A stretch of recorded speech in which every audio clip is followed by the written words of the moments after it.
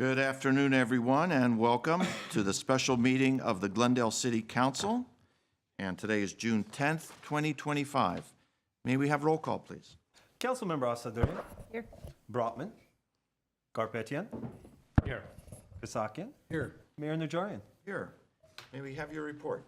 The agenda for the Tuesday, June 10th, 2025 special public meeting of the City Council was posted on June 5th, 2025 on the bulletin board outside City Hall. Thank you. And what's the first item? First item is number one, award of contract for operation of tennis courts at Glorieta and Fremont Parks. One, motion approving the CSP Director's recommendation to award a 5-year contract for operation of the tennis courts at Fremont Park, with the option to renew on a year-to-year basis for up to 5 additional years to Glendale Tennis Academy and authorize the city manager to execute the contract. 2, approving the CSP Director's recommendation to award a 5-year contract for operation of the tennis courts at Glorieta Park with the option to renew on a year-to-year basis for up to 5 additional years to Hard 8 Incorporated and authorize the city manager to execute the contract. And 3, reject all other proposals to operate the tennis courts at Fremont and Glorieta Parks as being less competitive than those submitted by the above referenced parties. Thank you. Mr. Golanian. Yes, good afternoon, Mayor Najarian, members of City Council. I'm actually just going to turn it over to Onik Bulanikian, our Community Service and Parks Director, who has a brief presentation to make for your consideration. And we also have Gabrielle Goglia, our Community Services Manager, in attendance, who may be able to respond to some of your questions that may come after the presentation. Mr. Bulanikian. Thank you. Good afternoon, Mayor Najarian, members of the council. The item before you is to award a contract for operations of tennis courts at Glorieta and Fremont Park. Just real briefly, the request for proposals were issued on December 17th of last year.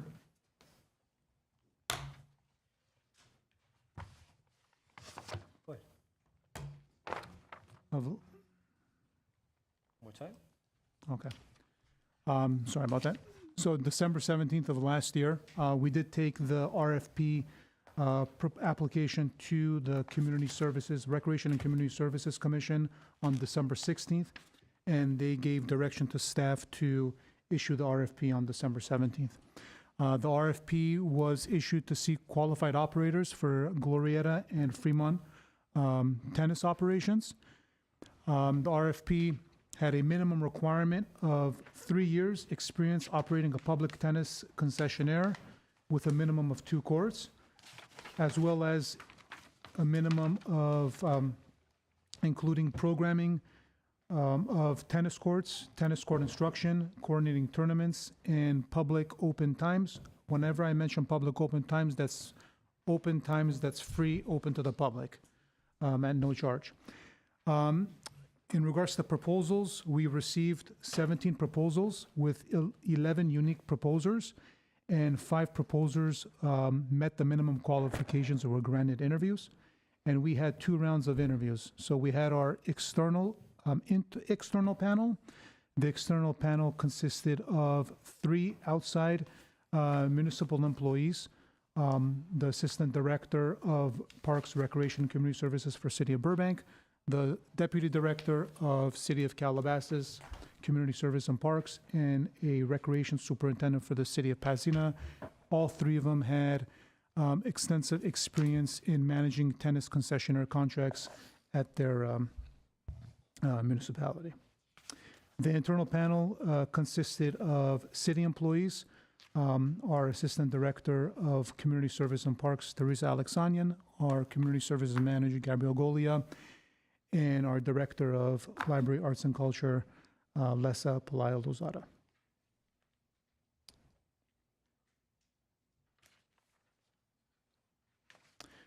So the next 2 slides are charts that include proposal comparisons, which include rental rates, a number of hours that are free, open to the public, revenue, and so on. So the first slide is Fremont. You want to change it back? Yeah, There you go. please, thank you. The first slide is Fremont. The rental rates, the proposals that we received were basically between $10 and $20 an hour.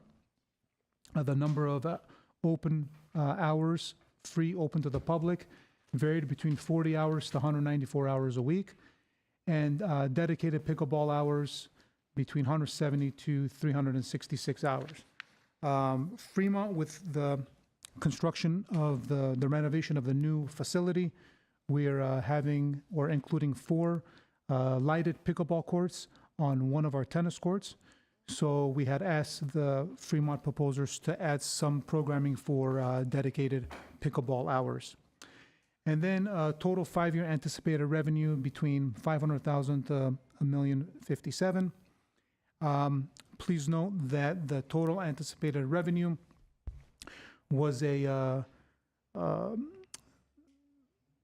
basically, we asked them to, the proposers, if they would be interested in a flat rate as well as flat rate plus a percentage, so 5%, 10%, or 15%. So we got a mix of different types of revenue streams.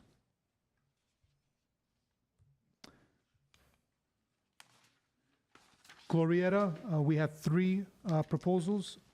Hourly rates between $8 to $20 an hour. Number of hours open between 20 to 84 hours per week. That's free open play.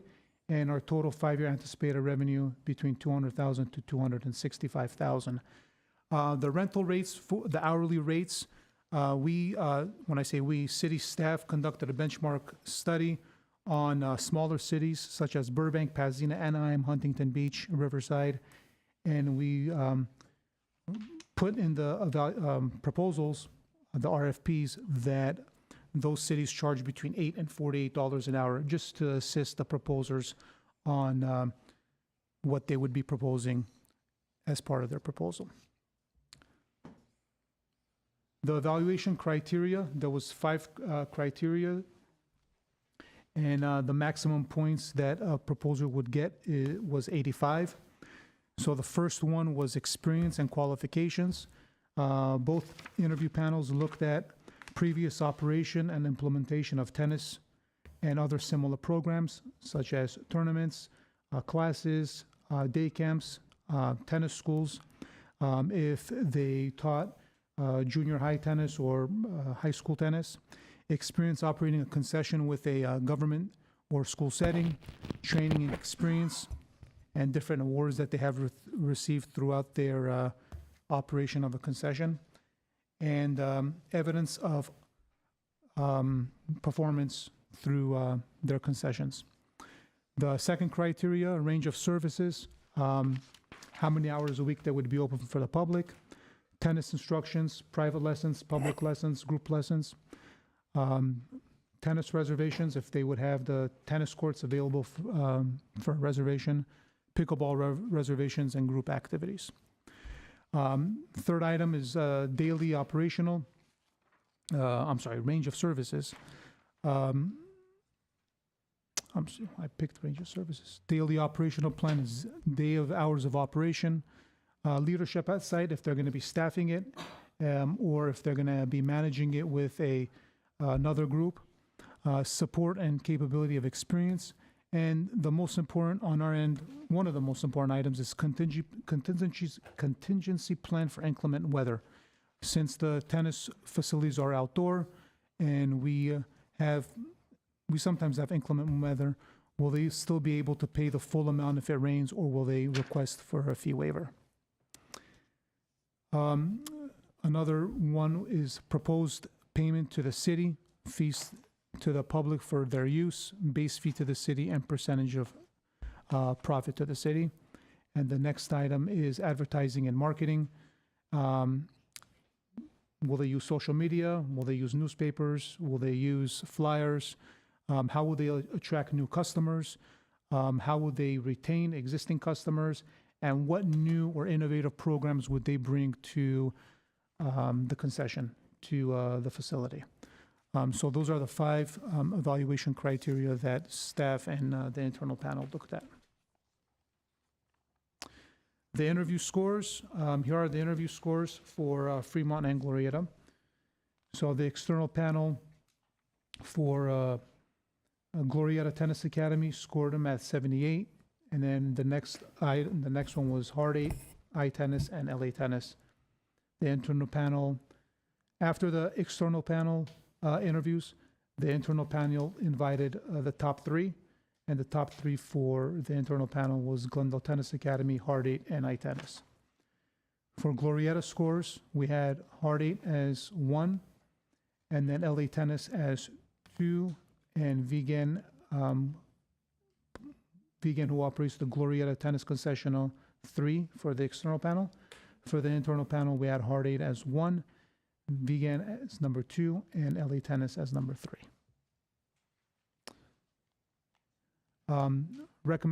Staff's recommendation is to contract with Glendale Tennis Academy upon completion of the Fremont Park renovation project, and for Glorieta to contract with Hard 8 Incorporated. If you have any questions, myself or Gabriel Golia, who oversaw the RFP process, is available to answer any questions. Thank you. So we have about a dozen speakers. Would you like to hear from the speakers before taking questions? And then we'll hear from the city attorney before we begin discussing. Please begin and call the speakers. Beth Brooks, you have 3 minutes, Beth.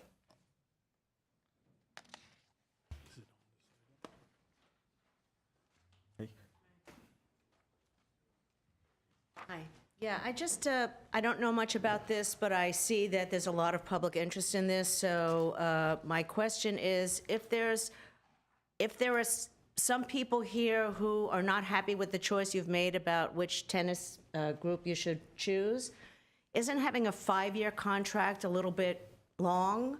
I mean, couldn't you change it to a 1-year contract or a 2-year contract so you could come back and revisit this? Because if you've made a mistake, or if people are very unhappy with that choice, at least you could change it in a year or two. That's my only comment. Thank you. Stephen Meek. Stephen?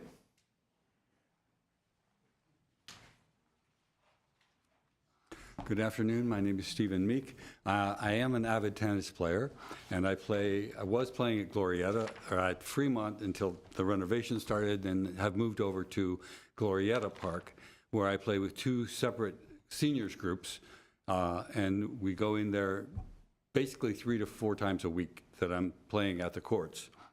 I don't know the Hard 8 group to know how they function, and I know that Vegan was very good at taking care of the courts and being good to the people that play. They had us on a monthly fee for doing the tennis there. I know that Andy was talking about open times for public, which I really, really want to keep going because the seniors play either early morning or mid-afternoon. Also, I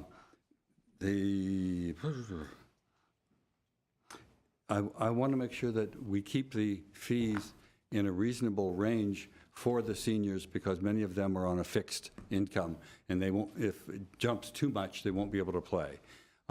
We have the free courts in other places, in parks and things, but if you're playing there and someone else comes to play, you have to leave in 30 minutes, which isn't really enough time for a whole set.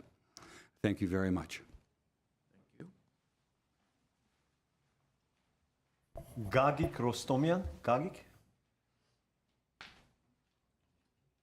I have translated. Գիտենք որ հայերեն ես ում խոսա։ Ես ուզում եմ սկզբից ներկայանամ ով եմ, ես հիշում եք Կոլորադո Լուիսի վրա 4 հատ տենիսի կորտ կար։ Ես այդտեղ աշխատում էի, հետո այդ կորտերը քանդեցին, տեղափոխենք Վիգենի մոտ։ Ինքը մեզ ընդունեց շատ լավ։ Ես 2 հարց ունեմ։ Հիմա որ Վիգենը տեղից գնաց, նոր մարտ եկավ, մենք այդ պրոգրամները, որ ստեղծել ենք հիմա մի քանի տարի առաջ, այդքան երեխեք կան, ինչ են ելնելու այդ երեխեքը։ Մեկ, երկրորդը այդքան տարի ինքը աշխատել է լավ ու բան, ու հիմա ես ճիշտ ասած չգիտեմ ով է եկե դիմացը իրա, բայց 30 տարվա աշխատանքը մի օրվա մեջ մեզ բացատրեցին, որ ինտերվյուն ինքը լավ չի անցել, բայց ինտերվյուի հետևից կան երեխաներ, մարզիչներ, մի հատ կյանք, մի հատ տուն, մի հատ օջախ, որը որ հիմա այսօր մի օրվա մեջ կքանդվի։ Դրա համար ես Խնդրում եմ ուղղակի ձեզ, եթե դուք կարաք այդ որոշումը ընդունեք, ես ինձ հասկանամ, որ դուք որոշել հավաքվել եք դրա համար, որ թողեք Վիգեն Կարլերան մնա տեղ աշխատելու ու մենք էլ կարողանանք իր հետ աշխատենք, այդքան երեխաներն էլ դուրս չմնան։ Շնորհակալություն։ Mayor, we'll have this translated. And are you confident? No, please don't clap. Are you confident in summarizing his remarks? I am They were not. generally in support of Yes, Vikan Kanlarian for the Glorieta Correct, concession. you are correct. I'll leave it at, I won't go further out on the limb. Unless Councilmember Asadarian is smiling, do you? I think we should. I think with this council, we're going to be fine with that. If there's For another members of the public, language need, yeah. it I was think- generally in support of the current operator yes, madam.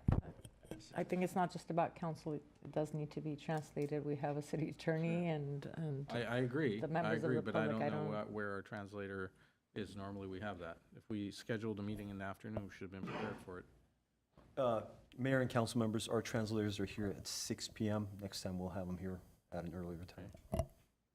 It's probably appropriate just for the public, like whoever, whether it's the mayor or the clerk, to just, if it could just briefly summarize what the remarks were after each speaker, if it is in Armenian. But I don't think a word-for-word translation is I required think at this If point. you were to ask, maybe you would get 4 different translations, right? I mean, that's the challenge here. I mean, Sure. all of us understood what the person said, but my understanding is in the city, we have individuals who take exams who are prepared to do translations. If someone was to come into the city council offices, is that person not available to assist us with this right now? Can we ask that person to at least come, if for anyone else who wishes to speak in Armenian, Mayor? Do we have any indication if the speakers are speaking Armenian? We do not know. There was one given to me the last minute, and this is the gentleman that we have. Okay, so will you, in Armenian, please ask if any of the cards that are submitted are from those who will only speak Armenian? Absolutely. So will you do that? Just right now. no, I do have about 7 cards here. Rubik Torosian, is there any, would you like it to be translated in Armenian, or? Okay. You Let want me me to go up to pause. them, or? Let me pause and recognize Councilmember Asatari. Sorry. Sure. Yeah, that's what I wanted. Go ahead, Մեկը կա, please. որ թարգմանիչի կարիք ունի եւ ուզում է հայերեն խոսել։ Միայն հայերեն։ All right. Okay, Let's we move don't on. have any. Okay, then please go. Thank you. And of course, she asked if anybody needed an interpreter, please rise, and we don't. So next speaker, please. Rubik Torosian, you have 3 minutes.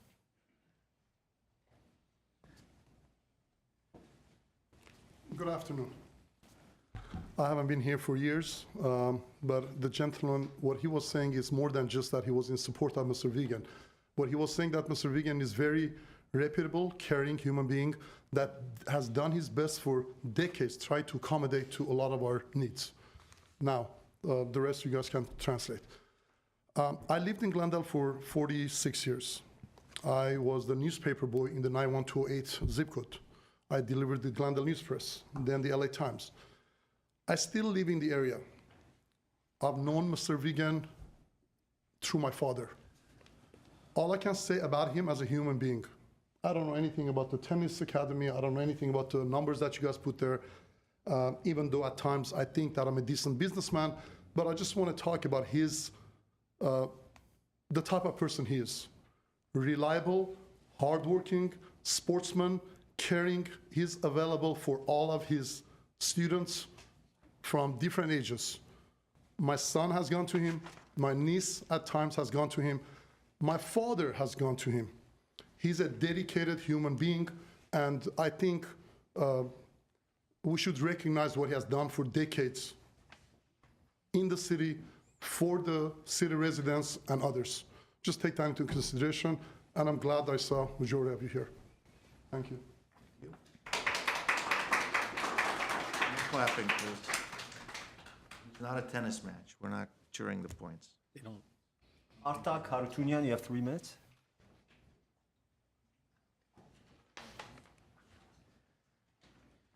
Good afternoon.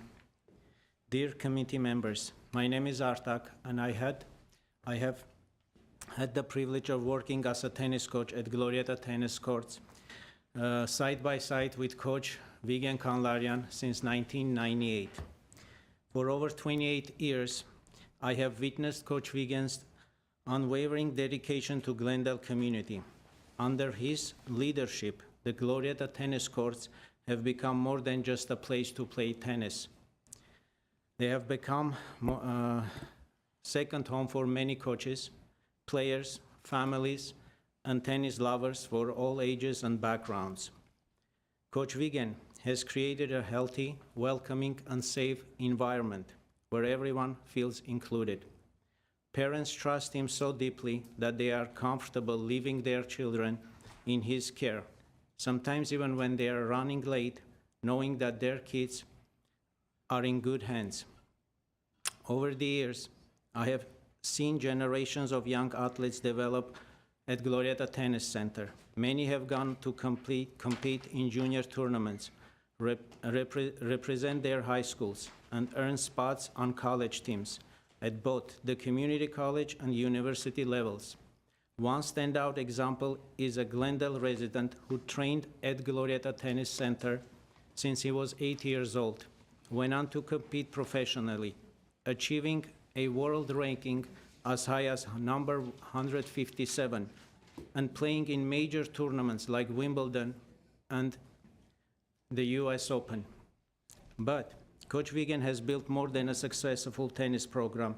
He has created a culture, value, rooted in community, which we deeply cherish and want to preserve it for future generations. Now, the big question, how would it be under the new management?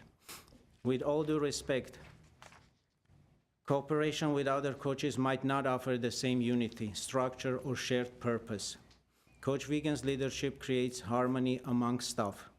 Besides, I, Coach Vigen, and several other coaches have dedicated nearly 30 years of our lives to serving this community, Glendale community. It would not be fair to overlook that level of long-term commitment and contribution. We have built trust, relationship with this community, and a culture that cannot be easily replaced. Dear committee, thank you for considering this testimony. I trust you recognize the tremendous value Coach Vigen brings to Glendale, and please continue to support his work at Glorieta Tennis Center as you have done for years. Thank you.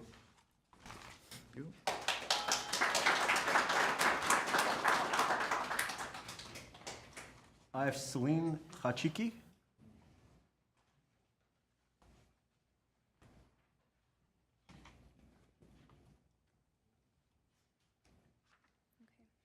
Dear City Council members, thank you for your time and for the opportunity to speak. My name is Celine Khachiki and I was born and raised in Glendale. I went to Verdugo, Woodlands, and Wilson, and Glendale High, and I also now work for the City of Glendale within the Glendale Police Department. I'm here today not only as a lifelong resident, but as someone whose life was shaped by the community at the Glorieta Tennis Courts. I began playing tennis at the age of 6, practicing a few times a week after school with Coach Artak and Vigen. Under Vigen's leadership, Glorieta offered a truly unique and welcoming environment, one that encouraged players of all ages and backgrounds to grow, connect, and feel a sense of belonging. That culture kept me going back for over a decade and even after college. Having occasionally played at other courts and parks as well under various managements, I can confidently say Glorieta, under Vigen's guidance, stands apart. It was never just about tennis. As kids, we would do things like stay longer after practice to help set up a small pool for the ducks that would frequently visit the courts, and we were frequently also surprised with ice cream on hot summer days. Qualities like this are what kept families like mine going back. When I got to high school, joining the tennis team was a natural next step. In 2017, my teammates and I became the first girls team in any sport at Glendale High to win a CIF championship. That moment was a win, not just for us, but also for GUSD and the city. This strong foundation pushed me to continue to play at UC San Diego and others to play in more professional tournaments like Wimbledon and US Open, as mentioned before. All of that was made possible because of the space Vigen created. Replacing someone who has put years into building that kind of community with a foreign company would make would take away what makes Glorieta special. It wouldn't feel personal anymore, it might feel corporate, cold, and disconnected. Even as someone who grew up there, I'd honestly feel hesitant to return if the courts changed hands. And I'd also think twice before recommending it to others. But with someone like Vigen still there, I know whoever I send there will be taken care of because of the reputation he's built over the past 30 or so years. And something I'd like to emphasize from the Armenian speaker was that 30 years of experience cannot be just disregarded in a matter of 2 interviews from an external or internal panel. So thank you again for listening and considering what makes Glorieta more than just the park. Thank you. So did you, excuse me, before you go, did you play on the women's team at UC San Diego, you said? It was a club team, but Okay. we would play with the... All right, thank you. Still very impressive. Thank you. Viken, would you come forward, please?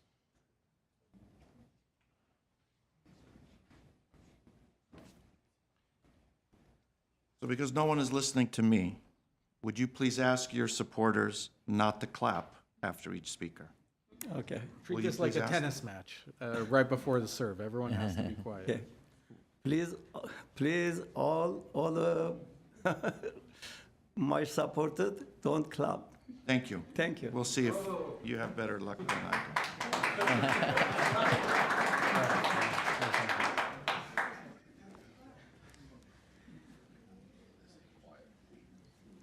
Evan, the next card is Sona Hovsepian. Sona, you have 3 minutes.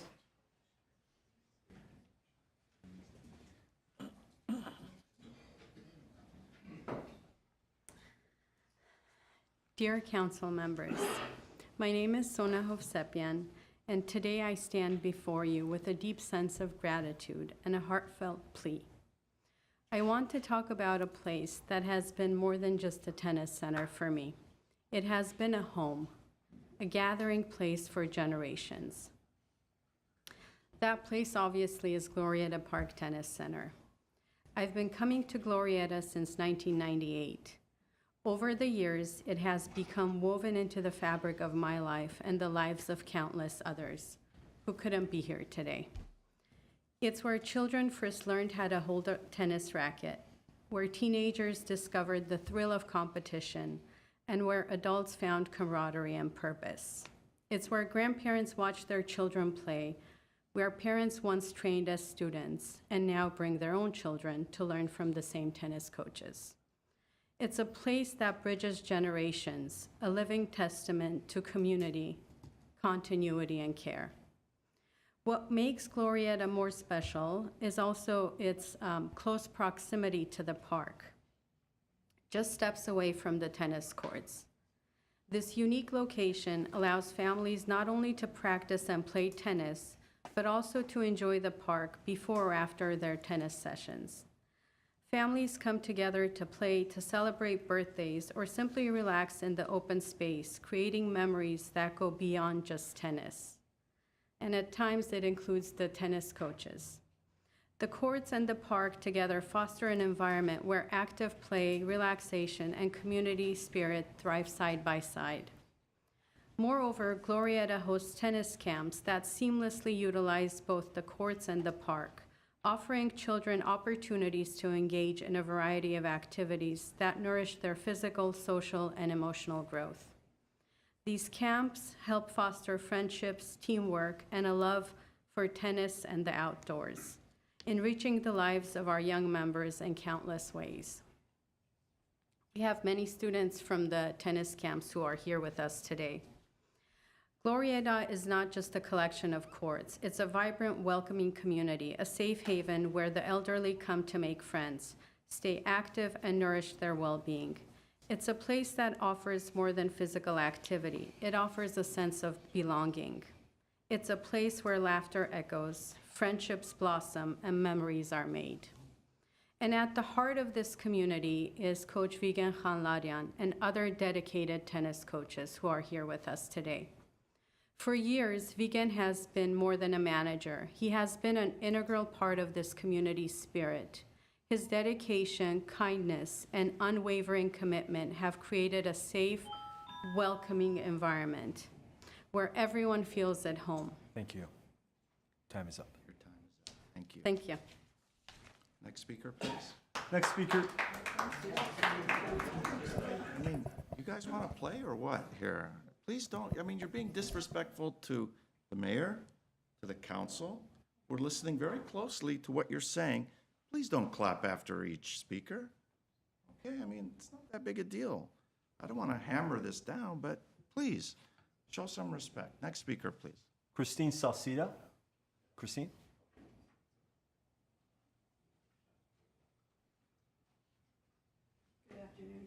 Council members. I sent an email to Artie, and I sent one also to Dan regarding this. I have lived in Glendale close to 40 years, and I play tennis. Started at Fremont Park and play at at Glorietta, and also at Shoal Canyon. I play league tennis. I play competitively. My first statement will be requesting that Vegan maintain the concession at Glorietta Park. He has had that concession for 29, 30 years, I've been told, and he has done an exemplary job.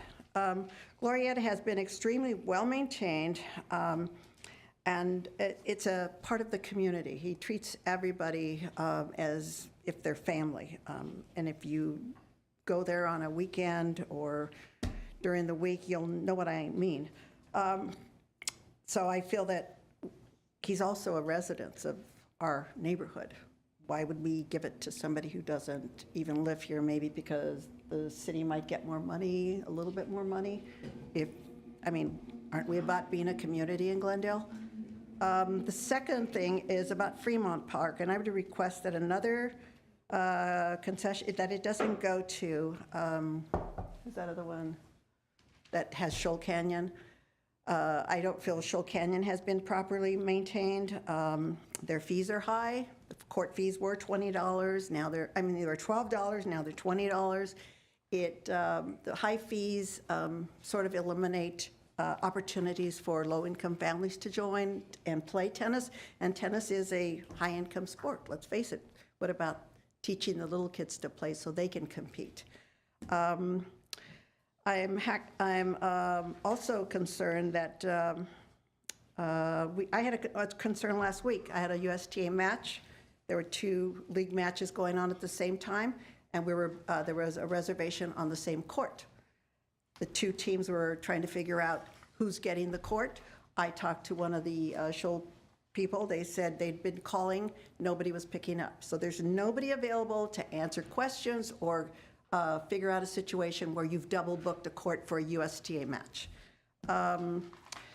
So also, the tennis courts are not maintained at Shoal Canyon. So I don't feel that if they can't maintain them up there, I don't think that they're going to do a good job here at Fremont. I think we need to keep tennis available for a lot of people, not just people who can spend $20 an hour and then how much an hour for lessons. So those are my 2 concerns, and the liability of people sliding on a dirty court. Your time's up. Thank you. I have a Sevak Amirian. Sevak, you have 3 minutes.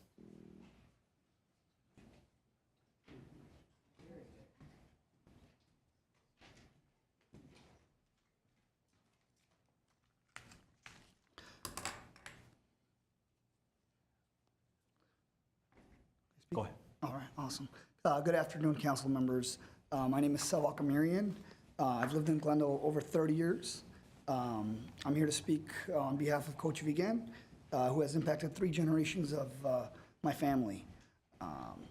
First thing, I want to mention how amazing Coach looks at 78 years old, teaching and playing tennis 7 days a week, 10 hours a day. I hope I can make it to that form, hopefully, at that age. Coach Vigan was my tennis coach when I was a teenager. Now, my 7-year-old son has been taking lessons with him twice a week for the past 4 or 5 years. And long before that, he was one of my father's first elementary school friends. And they still meet up weekly to play snooker at my father's club. He's managed the Glorietta Park with dedication for 2 decades. Beyond coaching, he's created a safe, consistent, and positive space for hundreds of families over the years. Replacing him isn't just a contract change, it would be a loss for the entire community. Please consider what his presence has meant to the families like mine. Thank you very much for your time. Thank you.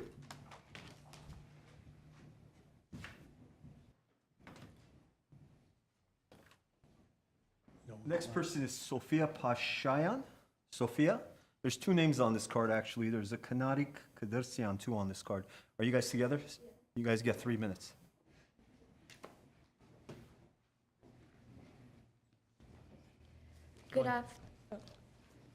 Good afternoon, City Council members. My name is Sophie Pashan, and this is Kanari Katerjan. We're here to represent our school's tennis team. We reside at Rose and Alex Pilibos Armenian School, and we urge you to keep Coach Vigan Khalaryan as the manager of the Glorieta Park tennis courts.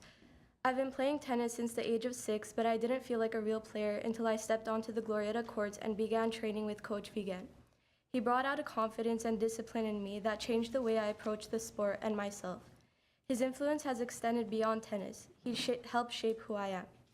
The courts at Glorieta are more than a recreational space. They are a sanctuary. They've become my escape from the stress of school and daily life, largely because of the welcoming and encouraging environment Coach Vigan has created. Many of us show up even on days we don't feel like playing, simply because we don't want to miss the chance to see him. Coach Vigan doesn't just coach, he builds community. He celebrates players' birthdays, remembers their stories, and treats everyone with respect. His small office next to the courts is a reflection of his legacy, decorated with vintage tennis rackets and photographs of him holding those very rackets from his own championship days. He's not just teaching a game, he's passing on decades of lived experience and care. In fact, over 200 people have signed a petition in the last 2 days asking that Coach Vigan remain at Glorieta. That number reflects just a fraction of how many lives he's touched. Replacing him with a private company unfamiliar with this community would erase the heart of what makes these courts so special. I ask you to consider not just who manages this space, but who brings it to life. Thank you. Good afternoon, City Council members. As Sophie mentioned, my name is Kanai Katurjan, and I've been playing at these courts for the past 8 years with Coach Vigan Khanradian. And I'm here today because I strongly oppose the change in management of these courts. Coach Vigan is more than just a coach to many people. He built a community here, taught us discipline, sportsmanship, and confidence. For some of us, this is where we spend our weekends, our summers, and made lifelong friends. He didn't just coach players, he created a team from scratch at my school, Rose and Alex Pilibos, which now has over 40 children high schoolers playing on the varsity tennis team. Before him, we didn't even have a tennis program. He took over 40 of us, a lot of us who had never even picked up a racket, and turned them into athletes who now represent our school with pride. These courts aren't just public property, they're our home, and Coach Vigan has taken care of them and the people who played here with respect, dedication, and love. Every time I show up to the courts on the weekends at 8 in the morning, I see him tending to the courts, ensuring that they are in perfect condition for the community to use. Please consider how much he's given to his community before making a decision that could take that all away. Thank you. Mayor, I have one more card. Nick Schillingford. Nick, you have 3 minutes. Thank you. Hello, good afternoon, council members. Thank you for your time and attention. I actually sent you an email this morning, but I just got a text message from my son who insisted that I read that email to you. So I said, I'm writing to you to express my sincere concern about the proposed replacement of Mr. Vigan, our beloved facility director and tennis instructor at Glorieta Park, with a private company. My son took up tennis at this very facility at the age of 10 years old under the direction of Coach Vigan. Before long, Coach had transformed him into a very capable player, taught him discipline, and mentored him in a fashion that mirrors the work of a father figure. His development was steady, and his general demeanor was one that commanded admiration. At one point, my son wanted change and felt as though he would benefit from playing with groups of kids as opposed to the one-on-one sessions. After moving from facility to facility and working with several instructors, he surprisingly announced that he wanted to return to Vigan. He has enrolled at Crescenta Valley High School and hopes to make the tennis team in the future, and thinks that the only way he can accomplish that feat is by getting the best possible training available to him. Despite the fact that he got the opportunity to play with many other kids at several facilities throughout Glendale, La Crescenta, and La Cañada, he concluded that the only Vigan had the structure, teaching ability, patience, and seriousness that would help him to develop at his desired pace. After a return of 3 short months with Vigan and a renewed vigor, my son was able to participate in his first tournament, the Pomona Pizza Junior Championship, where he won 2 matches, the first of his budding potential, a career as a junior. And there are many, many other kids from Glendale, Montrose, and La Crescenta communities whose stories, I am sure, are similar to those of my family. Over the years, I have witnessed the great care and attention with which Coach Vigan administers to the needs of the facility. The area is always clean and well maintained. As a matter of fact, families with no interest in tennis at all can be seen simply sitting on the benches, walking their dogs around the courts, or just taking a stroll on the compound while talking to their friends. A testament to the welcoming atmosphere created by Coach Vigan. Furthermore, there is almost always 2 or more senior citizens who take the opportunity to sit in the shade and discuss everything from sports to politics to life in general, an activity which I as a physician believe contributes to the well-being and longevity of our elders. These individuals who have already made significant contributions to the community need such an avenue to relax and enjoy their retirement. Thank you. Thank you. Mayor, there's no callers or cards. Okay, great. Before we, as a council, begin to discuss this or ask questions, I want to turn to the city attorney and ask him what, because that this was an RFP, what obligations and cautions do you have for us in moving forward? Sure. Mr. Mayor, I'm going to ask Senior Assistant City Attorney Aaron Israel to come up and provide a summary of the parameters governing the decision you're making today. Thank you. Good afternoon, Mayor and Council. I'm Aaron Israel. I'm your Senior Assistant City Attorney. In broad terms, the law governing competitive solicitation requires that once a public agency establishes a selection process, the agency must adhere to that selection process. Here, the RFP states that the best candidate will be determined by reference to the 5 criteria that the director mentioned in his presentation, the results of background and reference checks, and the results of interviews and the presentation phase. The RFP also states that the city can take other actions when in the city's best interest, including but not limited to reissuing an RFP potentially with different or differently weighted criteria, or declining any proposal and potentially accepting another proposal. But importantly, those alternatives must have evidentiary support derived through the selection process.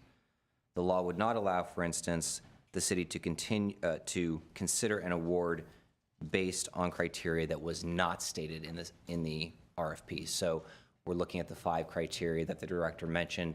If the council wanted to consider criteria beyond those 5, the appropriate legal mechanism would be to reissue an RFP with different or differently weighted criteria. That's my summary. I'm happy to answer any questions along with the city attorney. Okay. And the criteria, could you please repeat the criteria, Mr. Sure. So the first criteria is experience and qualifications.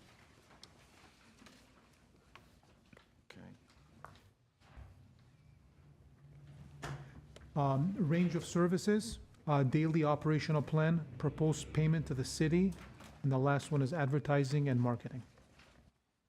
Okay, we just heard, obviously, not surprising, we just heard a lot of testimony from the public on certain issues, such as longevity, such as teaching ability, responsibility. Are any of those specifically scored in those criteria?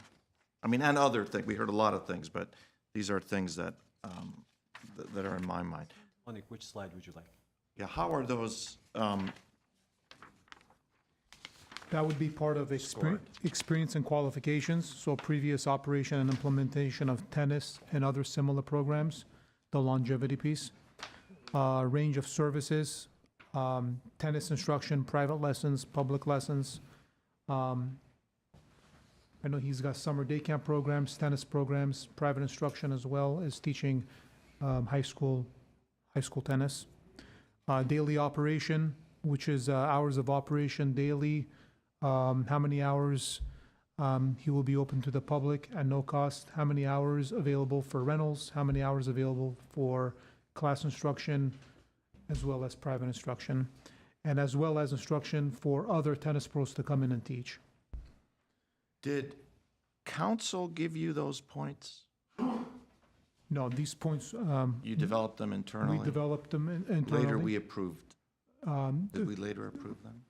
The Parks Commission, Recreation and Community Service Commission approved these, the criteria. I'm not sure I would, personally, I'm not sure I would apportion the points in that matter. I mean, I do think experience and qualifications are significantly more important than an advertising or a marketing plan. And let's say I was unhappy with that, Mr. Garcia, in that allocation of points. What would our option be then? To re-bid or rescore or? Mr. Mayor, so as Aaron noted, if there was a desire by the council to place greater weight on a particular category, or to have an additional category or remove a category, that would, in our view, require the RFP to be reissued. If the desire was to consider maybe re-ranking or re-scoring within a category, that's, again, that would probably cause us some concern. It's permissible. Our recommend, if the council is inclined to go down that road, would be to, at a minimum, give the opportunity for all the proposers to come to if the council is going to do that, to give the opportunity for the council for the proposers to come to council and explain or basically make a pitch to the council at that point. Again, not a recommendation, but if that's the desire, the recommendation would be to have an additional meeting to allow that to occur. Because I don't, again, that's not exactly what was the purpose of this meeting. But that's kind of where we're at. Especially, so let me just reiterate: if the desire is to give more weight to one of these categories, or to change or modify one of these categories, then our recommendation would be that the city would have to reissue the RFP. Part of the discussion that we heard is the discussion of best interests. That's not the same best interests that we ran into when we were selecting a mayor. Is that correct? That's correct. So in that context, that best interest determination was a legislative determination. So that is, in that context, as long as the decision maker can articulate a basis, then you can do so. In this context, there still must be substantial evidence supporting the city council's decision. In which case, it's not just a legislative determination, but you have to identify things within the record that support making a determination that's different than what the director is recommending. Okay. Okay, yeah, that's what I was arguing, that wasn't successful. Yeah. So, let's be obvious here. There may be some inclination to select someone other than the recommended proposer for Glorieta. In what way, if that's council's desire, and we're going to discuss it in detail, in what way could we achieve that or get to that point? I'd be a little hesitant to sort of give you that roadmap without knowing kind of what are the issues that the council has with how it was scored. So maybe as we go down the deliberation, we can opine on that. I appreciate that. Let's hear from my colleagues. Mr. Garpetian.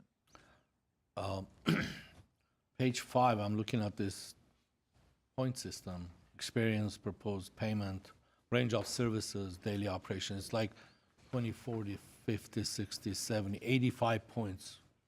And then I go to the next page. It says external panel and internal panel. So if you combine them together, how did this work? I mean, can you tell us what their points were on interview evaluation criteria?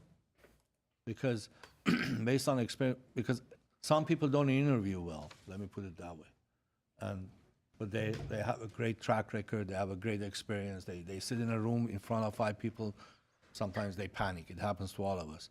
But as far as the point system is 85 points, so the ones that you have on page 6, those points like external panel 77 versus 61, hard 8 was 77, and weekend on Larian is 61. Is this from that 85 points? Mayor and adjoining members of the council, Councilmember Garpetian, we do have slides that have been parked in this PowerPoint just for this reason. So we'll go ahead and review the interview scores if you want us to drill down on each of the categories. These are the in other words, these are the detailed scores for each category. For Fremont and Glorieta, yes. But, I yeah, think we're because- concerned with So- Glorieta. Yes, Councilmember Rossi. Who was on the external panel and internal panels? External panel was the assistant director of Burbank, Community Services and Parks. And then for City of Calabasas, Deputy Director of Community Services and Recreation Superintendent for City of Pasadena. All 3 of them oversaw the tennis concessionaires at their respective cities. And the general panel? And the internal panel was Gabriel Golia, our Community Services Manager, Teresa Alexanian, our Assistant Director of Community Service and Parks, and Lesa Palayo Lozado, Director of Library, Arts and Culture. Go ahead, Mr. Garpetian. Interrupting you.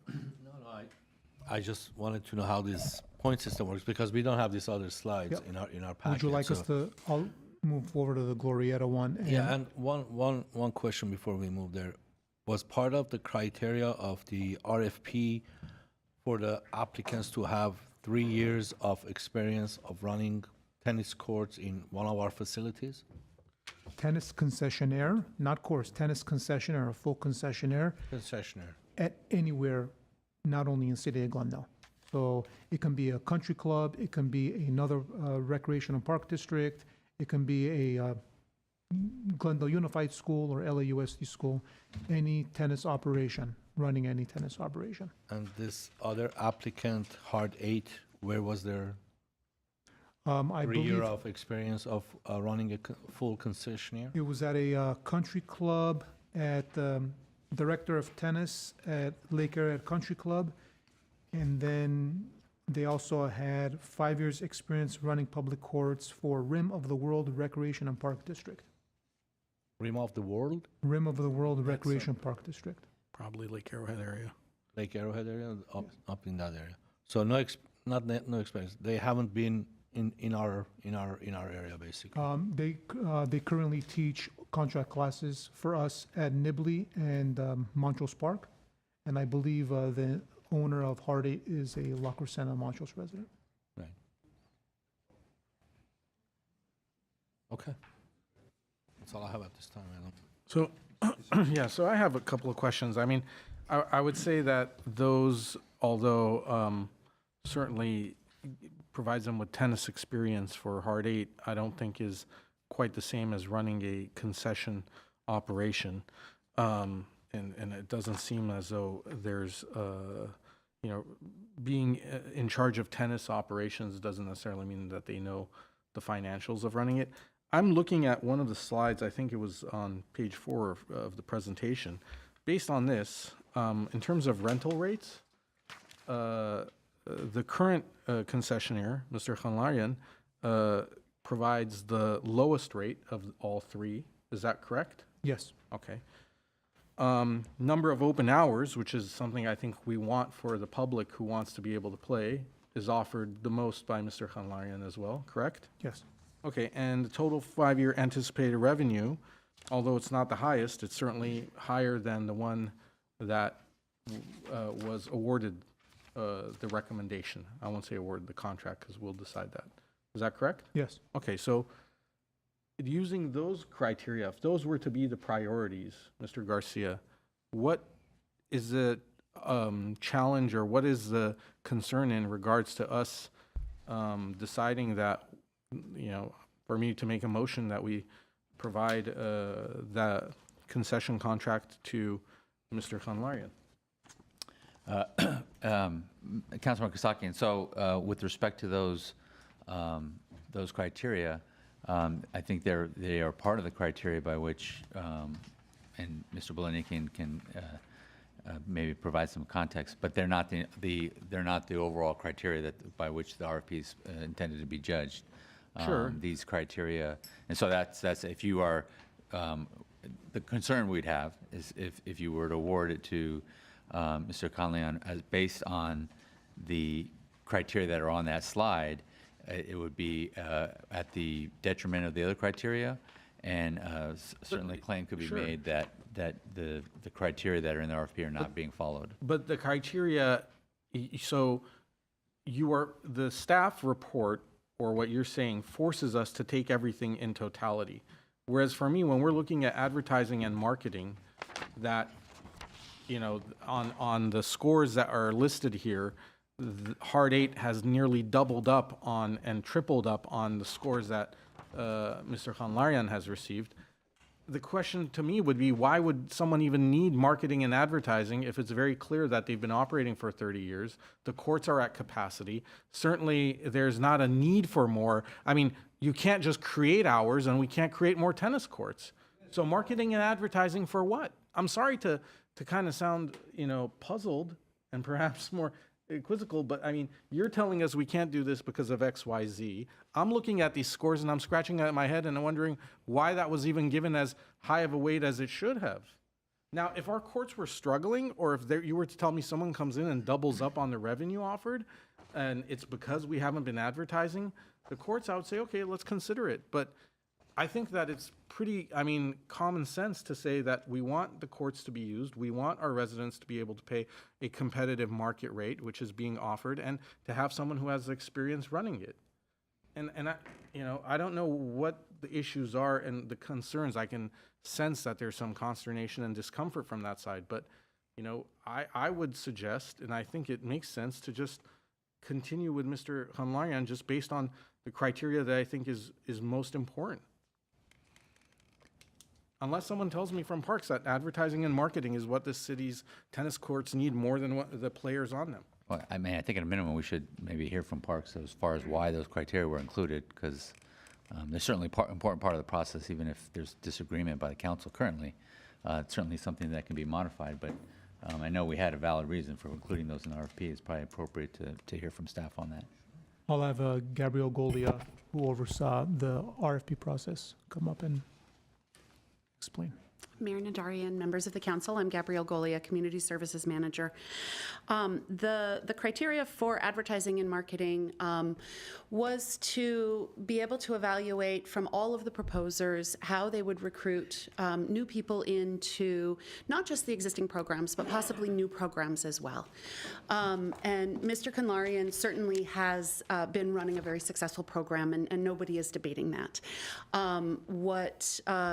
What the other proposer brought to the table was additional programming, new, different programming, and opportunities to reach out to a broader community.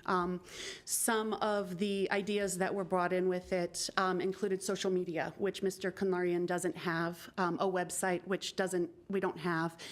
And a large part of it was also creating a reservation and registration software program, or utilizing one that already exists that the city can also offer up, in order to allow the residents to reserve courts online or from their phones.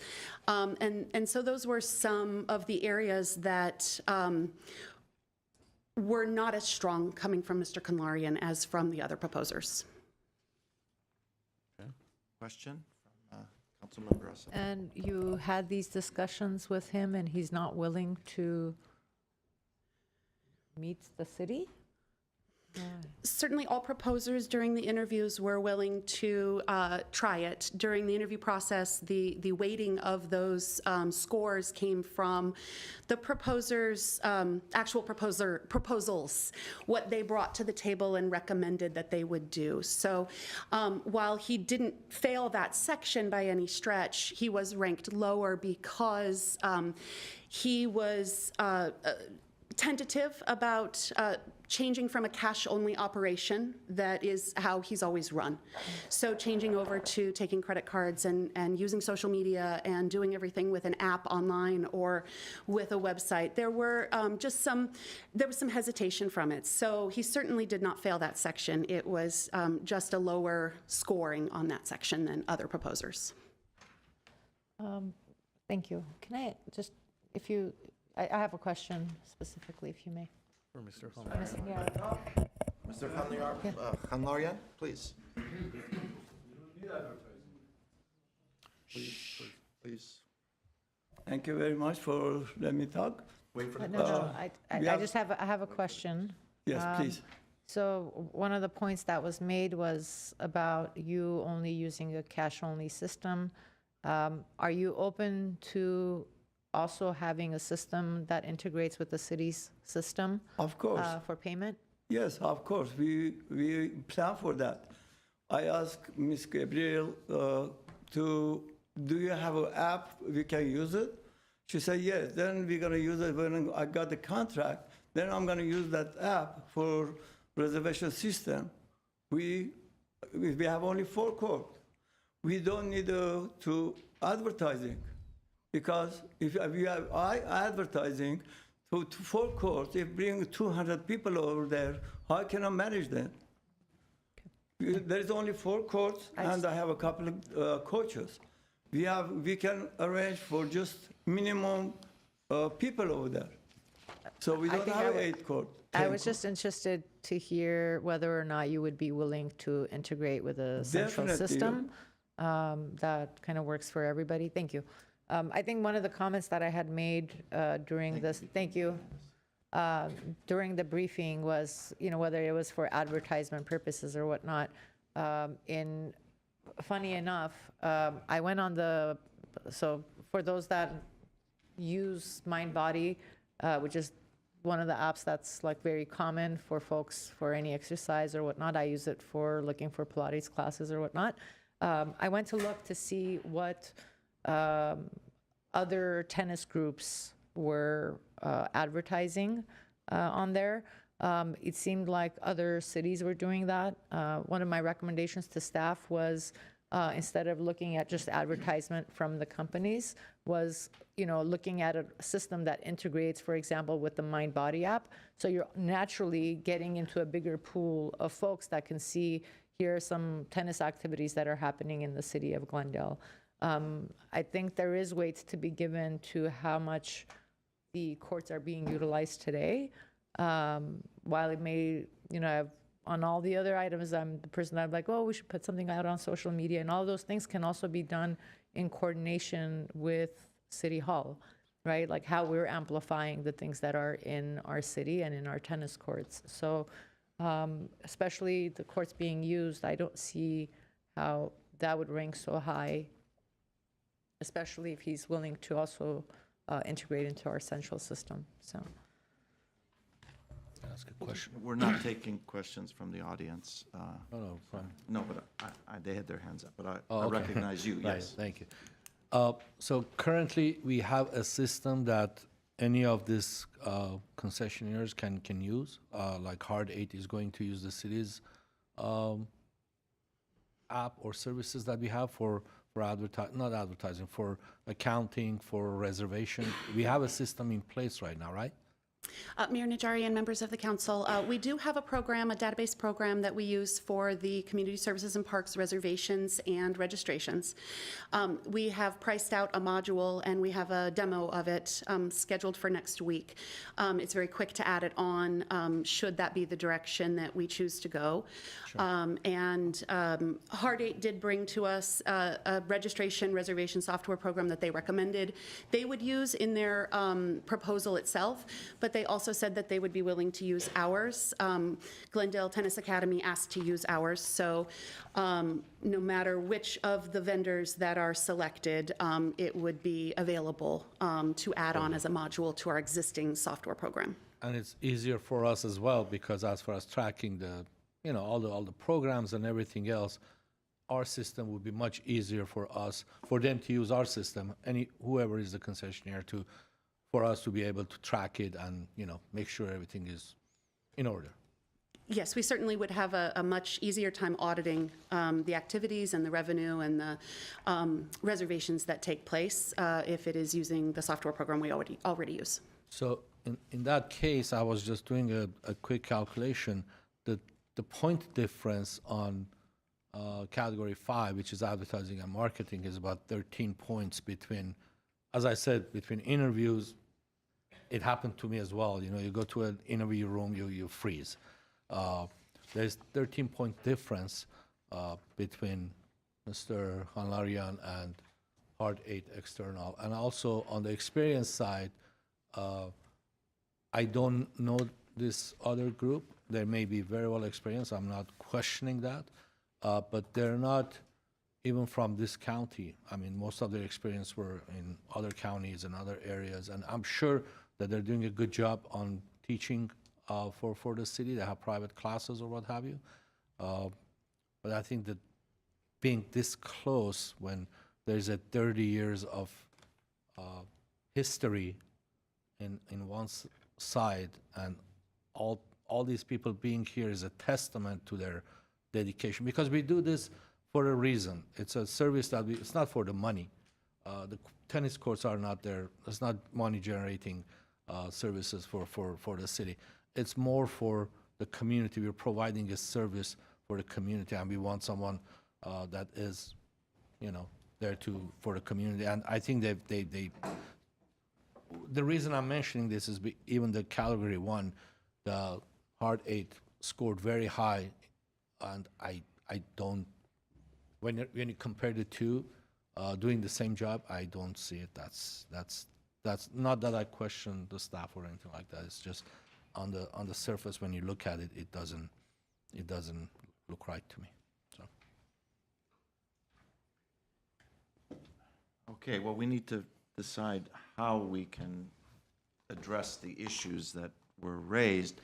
My concern is that even, flying by the seat of our pants, if we eliminate the whole category of advertising and marketing as being irrelevant at this point, it still doesn't change the order of ranking. Well, again, I would question some of these. No, it doesn't. I would question some of these categories, the range of services. I understand that. I mean, perhaps for a court like Fremont, which was closed for over a year, and the individuals who are utilizing that court, I believe, as we heard from one of the people that spoke at the podium, it makes sense to say, well, how are you going to advertise? What is your range of services going to be? Because now they're going to introduce pickleball on those courts. But it doesn't, again, it's this apples to apples, using the exact same criteria for the courts at Glorieta, which are not the same necessarily to Fremont. First of all, there's less. They've been continuously operational, minus, some hiccups during COVID when it made it more difficult to run those operations. It does make a difference. If you take away that range of services and advertising and marketing category out of there, the other categories are right up there along with the city. Now, the operational plan, which is, I guess, the social media and the utilizing of a software, I don't think that becomes that hard of an obstacle for the operator to implement. Social media, again, I would question, because I don't know necessarily the value that social media brings in, especially if the Parks Department has its own totality of social media advertising, which I think you do a fantastic job, Ms. Goglia. You do as well. I think you and your staff do amazing work and very impressive work. But I think with that, it becomes, an apples to apples comparison. In fact, I would argue and say that the apple that's been there already longer is the one that is preferable, versus, to go with who you know versus who you don't, that you're hoping maybe is going to do all these things that you're hoping can be implemented, versus taking what you have and improving upon it. Now, I understand, again, lawyers are going to be lawyers. They're going to twist, they're going to squirm, and they're going to get nervous. But I think it's a very defensible position for the city to have, especially when you have the other categories that I indicated, you know, the cost to our tennis players, the number of hours it's available, the overall revenue to the city, and I know it's not a huge revenue, but it's something. Those are things that matter to me. One last question. Mr. Garcia. Thank you, Mr. Mayor, and just wanted to circle back on sort of the categories and weighing of different categories and possible reduction or even elimination of the categories. Just to give you an example, on the range of services, the RFP says that the scoring will be done based on the evaluation of the proposer's ability to provide a well-rounded program in the following: public rentals, open playtime for community free of charge and without reservations, pickleball hours, tennis instruction private, tennis instruction group, tennis clubs, and ability to accommodate persons with disabilities and provide integrated programs and services. So when the proposers are all looking at the RFP and what they have to submit on, and this is our concern with just eliminating them and awarding based on that versus reissuing the RFP, is that all of the proposers, not just at Heart 8 and not just Coach Vegan, is that they're making their proposals based on what they see in the RFP, and perhaps that slide that shows what the rental rates are and the open hours and the 5-year revenue, that number, maybe those numbers change if they don't have to focus on all these things that they're required to focus on in the range of services. So that's the concern we have, with just moving forward based on perhaps either rescoring or even eliminating categories from the RFP. Again, you know, you're the council, we take direction from you, but that's our concern. But you mentioned accessibility, may I, Mayor? You mentioned accessibility. Fremont is on flat land. Have you been to Glorieta Park, Mr. Garcia? I think I have. Okay. Do you know how you access those courts? There is a hill you have to go up. There's stairs that require access. When you're talking about accessibility, I will say this: I have gone to those courts quite a bit. Not because there's a small, you know, grocery store and bodega nearby that I like to frequent, old-fashioned deli, but also because, you know, I've been there myself. I used to play tennis there in college and high school. You know, not with any of the coaches or anyone who's here. There's no conflict. You know, my son 6 years ago took a few tennis lessons there, but they are doing the best with very limited resources. In even the building in which Mr. Hanlarian is like a Home Depot tool shed. It's not a legitimate, I mean, to ask this person to have like a computerized system, perhaps he can with an iPad or something, I don't know. Technology changes and people are capable of doing miraculous things, and I'm continuously surprised. But we're putting criteria and requirements on someone that may not be fully equipped or supported to carry those out unless the city's willing to work with them. And I know Mr. Hanlarian is, because he's often called me about the light situation, the evenness of the courts, you know, where water pools after storms. You know, someone else comes in and has a proposal, and a group of, you know, raters from outside of the city rate them high, sure, because they have this very Pollyannish vision for the area. But, you know, I think that those who know the courts, who know the system, know that it can work with what's there right now. That's all. So let me just state, and I'll turn it back to my clients, to my colleagues. Wrong. What time is it? Okay, I'm a councilman now.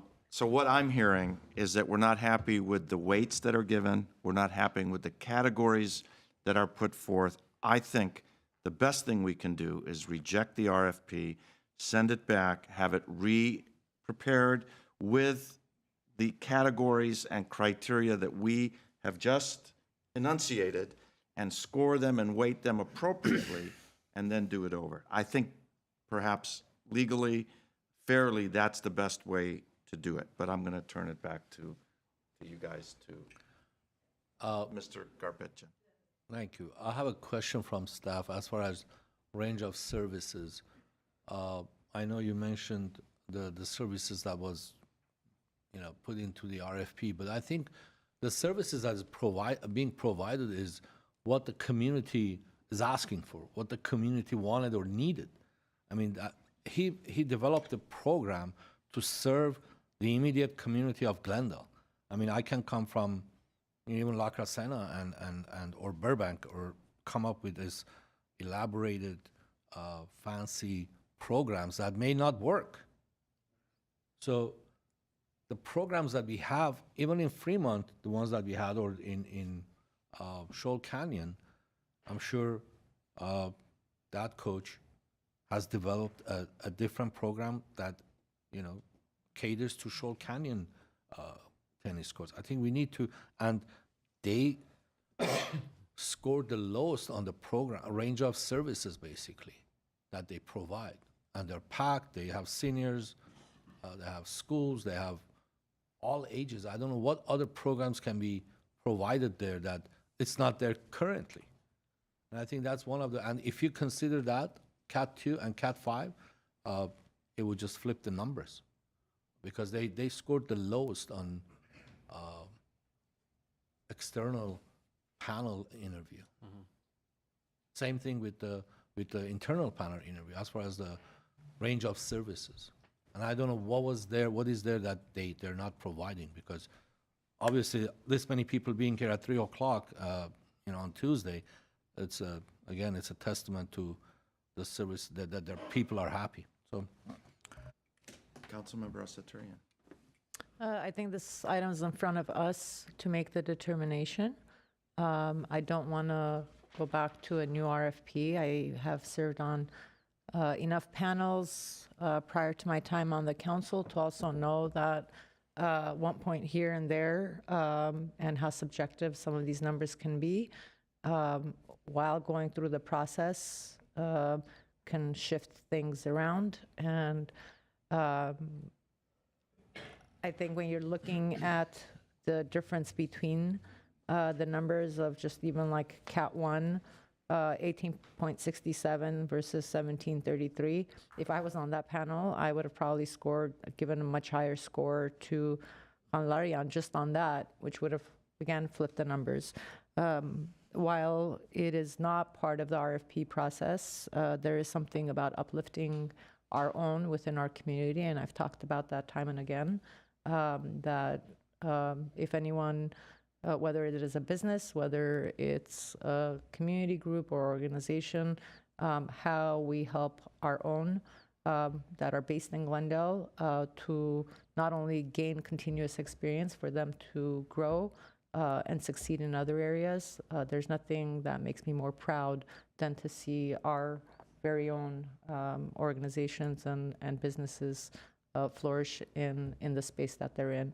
While I recognize that's not part of the requirement, I think this item is in front of us, and I think it would be a waste of time, both for staff, for this council, and for the community in general, to go back to an RFP process when the numbers are so close on some of these that, again, if I was on the panel, I would have rated them different. So I don't think the advertising should have been given the weight that it has.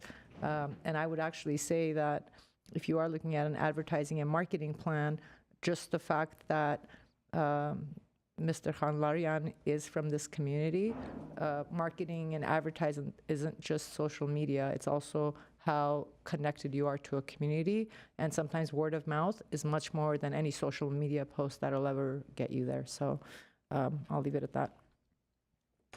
A quick question for City Attorney. Yes. So option 2, the alternatives to staff recommendations, says the council may consider rejecting proposals submitted by one or both of their recommended vendors and directing staff to contract with another qualified proposers to operate one or both of the tennis locations. Why can't we go with option 2? Councilmember Garpetian, it's an option, as I hope I've articulated. It's one that, there's concern with, given the scoring system in the RFP, but I'll leave it at that. Is anyone here from Hard 8? Yeah. Can we hear from them? Hi, everyone.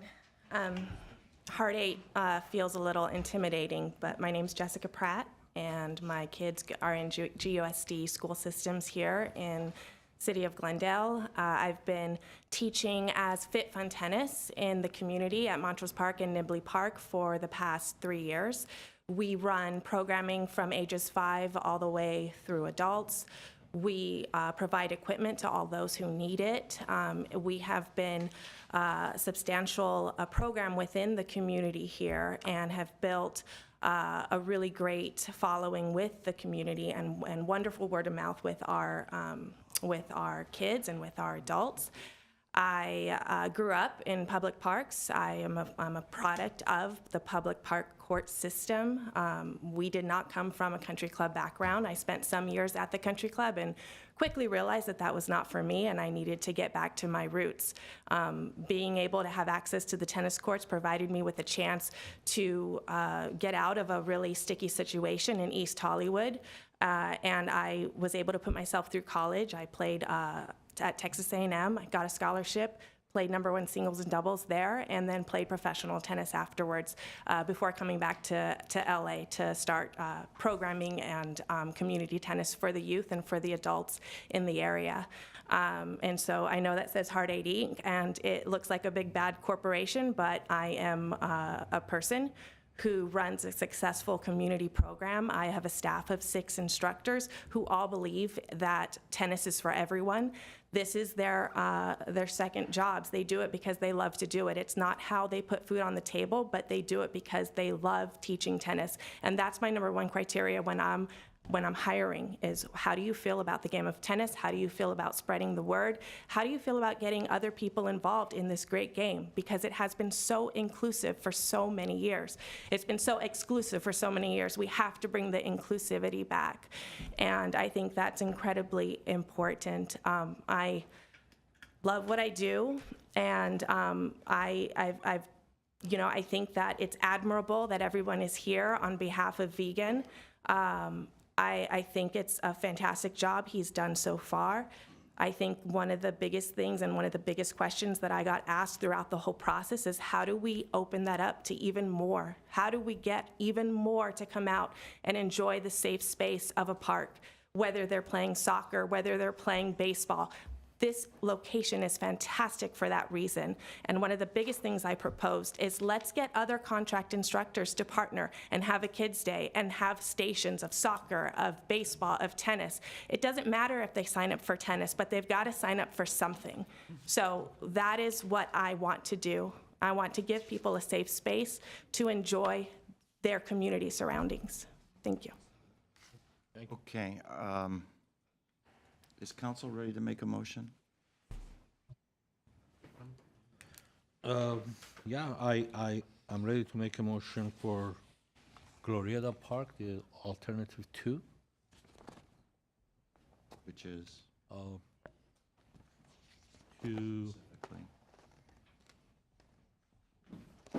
Which is to select Vegan Khanlarian for Glorieta Park. I'm okay with the Fremont Park. I'll second that motion. I just want to go on the record. I realize the support VCAN has.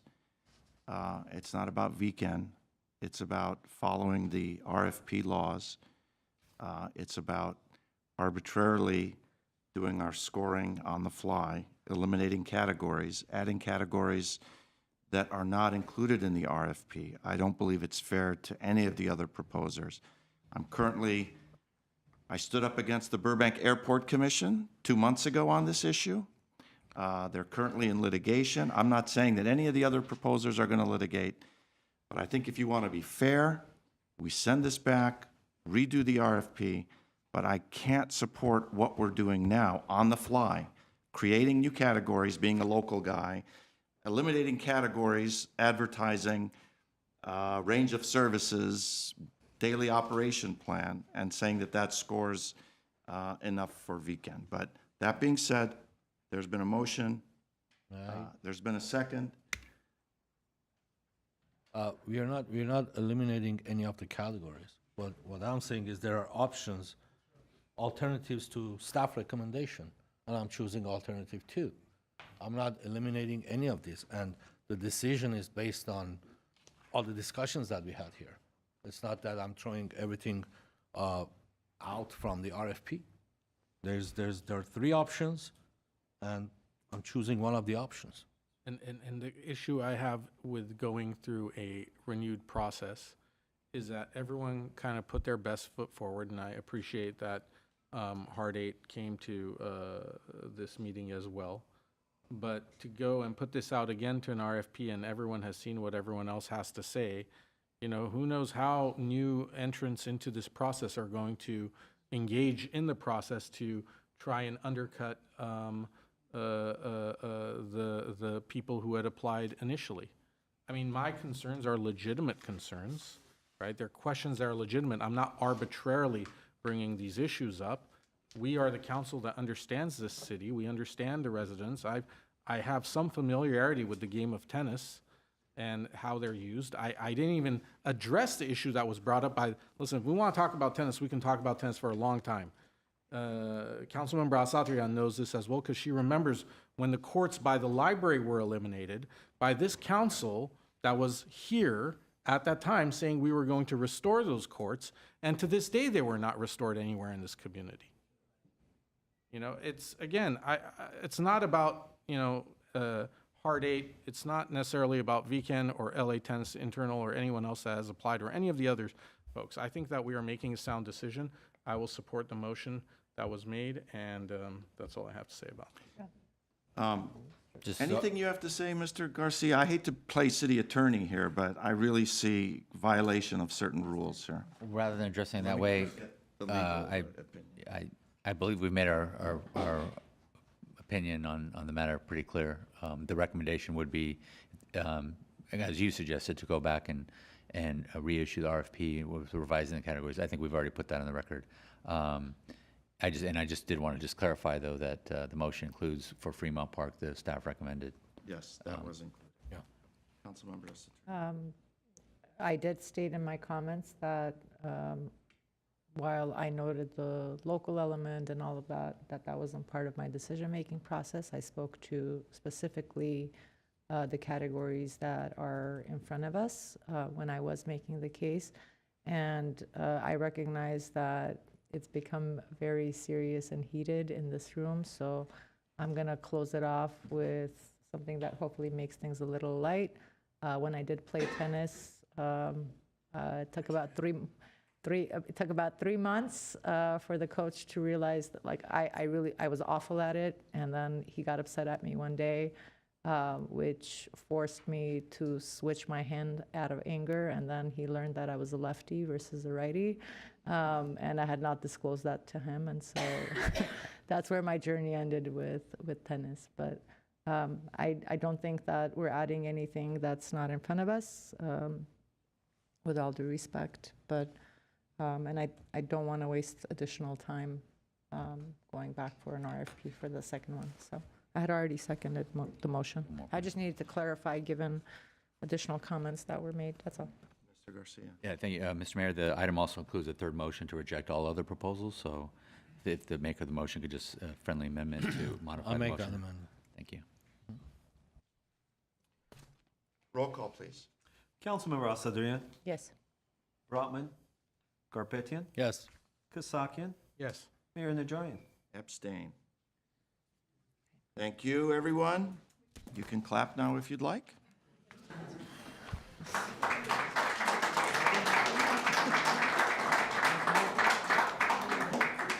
Okay, we have another item that is not on my printed agenda, but I know it was added on. So could you please read that item? Consideration of submitting a grant application for the U.S. Department of Justice Office on Violence Against Women. We're going to have a short recess and let you all go out. You're welcome to stay. We're discussing grants, but otherwise, if you want to go outside, this is your opportunity to stand up and leave the chambers.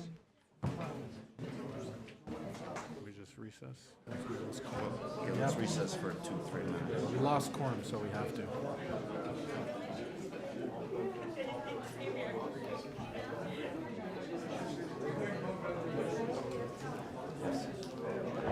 Yes. 90 seconds. You sure?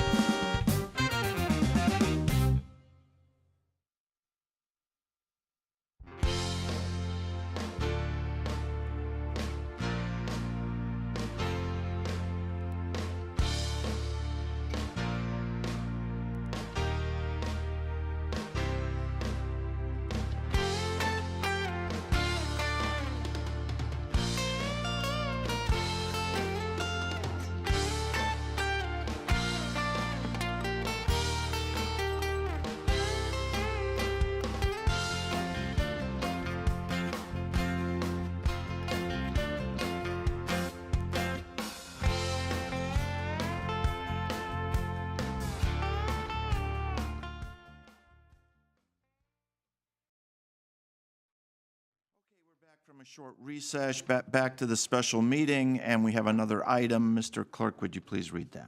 Consideration of submitting a grant application for the U.S. Department of Justice Office on Violence Against Women, OVW, fiscal year 25, Improving Criminal Justice Responses, ICJR program. One motion directing staff.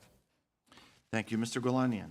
Mayor Najarian, members of City Council, I'm just going to turn it over to Elena Bolbolian, our Chief Innovation Officer, who has done some research on this grant and wrote the staff report.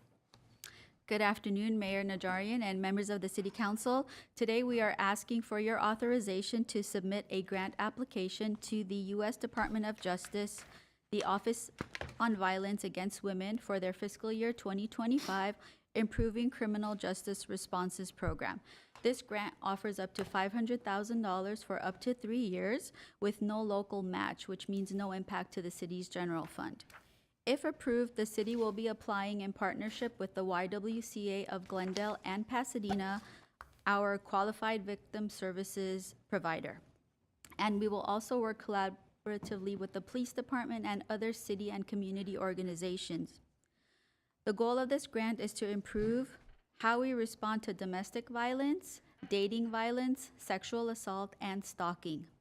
Staff evaluated 3 grant application approaches, including using a specific technology partner, an undetermined technology partner, and not utilizing any technology at all.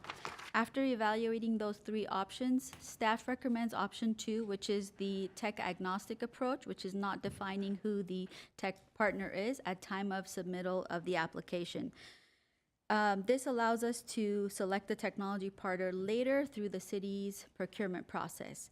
And this option allows us to be transparent, remain flexible, and still adhere to our procurement practices.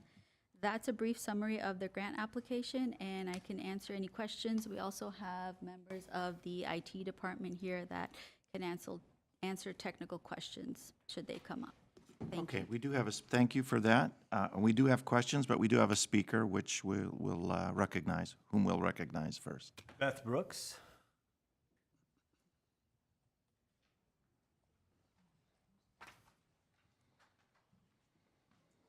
Thank you. I mean, of course, this is an incredible thing that you should approve. It's, it's not even a question. But the tone deafness and the stunning hypocrisy of putting Glendale on the map, basically, according to, at least on X, there's 6.5 million views of Glendale ending the contract to house illegal aliens. This is not related to this item. It is actually, I'll tell you, because you're basically saying that you want to work with law enforcement to help women, while at the time you've just shown the world that you are ignoring law enforcement, which can hurt women.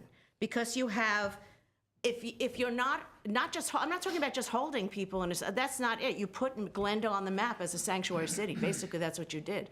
You made Glendale a magnet for people who will hurt women. People who, the names, they're all over the place. Jocelyn Nungari, Houston 2024, 2 illegal aliens raped and murdered 12-year-old Jocelyn. Released after Border Patrol apprehension, they committed this crime while awaiting immigration hearings. Rachel Morin, Maryland, a Salvadoran national who was entered as a Godaway. Yeah. Could I pause you for just a moment? I'm getting. Just to reiterate what Mr. Gulanian said, I don't believe it's germane to the subject. You don't believe it's germane that you're asking to help women who you just decided to tell the country you have policies that hurt women. Where would that go? Is that oral communications? You can come tonight and speak on oral I don't want to rephrase your argument, but I think you're saying that it's rather hypocritical that we are applying for this grant, where on one hand we're possibly taking actions that are harming women. Thank you. This is why I'm here. No, I'm not telling you what to say, but no, that's exactly why I'm here. I'm here for the hypocrisy, the stunning hypocrisy. Also to ask the DOJ, also to say, we're not going to work with you, federal government. Please give us some money. So it's the stunning hypocrisy is the reason that I'm here. And I will give you all the crimes later on in oral communications. Thank you. Okay, I have a couple questions for Elena. Do we know how competitive this grant is? Sure. So based on numbers that were shared last year, they received 65 application and awarded 35, so roughly half. So we're in the ballgame on this. And the application is technology neutral. We're not specifying a particular platform, type of usage, et cetera. That's the staff recommendation, and reviewing the grant application guidelines, that is an option that we can apply. And I think the way the DOJ views the technology partner is someone that you would procure as part of the procurement process. So they're not necessarily someone that we would submit now as part of our joint partnership with YWCA. Okay, I mean, that is another discussion that we're going to have. I have met, we have mentioned a particular proposer, but today we're just going to apply for the money, get the money, and then decide the best way to implement. Yeah, we would have to come back to council to award the funds if we are lucky to receive the grant. Councilmember Asatari. Well, there's 3 options in front of us, and I want to bring my attention, the attention of my colleagues to the actual staff report. In the option 2, if we do not specify, it also weakens the application because we're presenting a vague solution. I want to be very clear that I know there were some discussions last time about this app itself. None like it. It's not like there's a competitor vendor that offers all of this that SafeU offers, right? And so this isn't that there are like even 2 companies that have the potential that SafeU has. That I am pushing for one to be the one that we look into. There were also issues raised about safety and security, which the app developer has submitted information. We would not be the first government agency. They specifically work with government agencies throughout Europe. They signed a contract with the state of New Mexico. I just want to make sure that this application is as strong as it can be, and that is why I had put forth that it be SafeU. If there are hesitations from my council colleagues, even though I don't see why, we would go with option 2. What I would want is that at least the application itself is modeled for SafeU, so you're not just putting out ideas into an application, that you're basically working off of like the things that are included with SafeU, whether it's the community platform. One of the big things with SafeU is the ability for it, which is very unique to it, is when the button's pressed, it starts recording, which then can be used as evidence in court, which is a very, very unique feature, and it speaks directly to the goal of the grant that's in front of us today, in helping with the justice system as it pertains to domestic violence and assault against women. And so my preference would be that we do it with SafeU, and I recognize that there would be a need to sign something, but that something doesn't need to be, it can be as simple as we are willing to go into an agreement should we receive the grant. It does not tie our hands in any shape or form in having that and then saying, you know what, we didn't get the money, we're not moving forward with this. And so I just want us to have the best possible shot at this. It is $500,000, and I think it serves, in speaking last year, we've had over 635 calls for domestic violence that our PD had to respond to.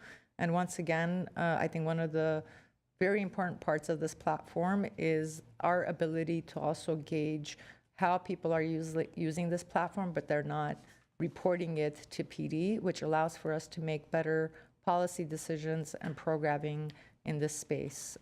We are a unique city of immigrants, and it is known that immigrant communities have a much higher rate of not reporting, or the information is underreported. But that is my case for going with one, but if there is no support from my colleagues on going with option one, then I would ask that at the very least, that if you are going to lean towards option two, then you do it with SafeU in mind, and we have a huddle session and bring different entities together to make the best case for this grant application. Yeah, so Councilmember Asatryan, to address the weakness of not identifying a specific technology partner, the way we can address that in the grant application is to be very specific about the functionality that we're looking for. And in that case, the information that we have gathered about SafeU does help us with the specifics. I mean, I wouldn't even mind if it said something like including but not limited to apps like SafeU. That directs, that someone that is looking at the application is able to identify like what it is that we're talking about, and it's not just a concept. That's all. Comments, Mr. Garpetian?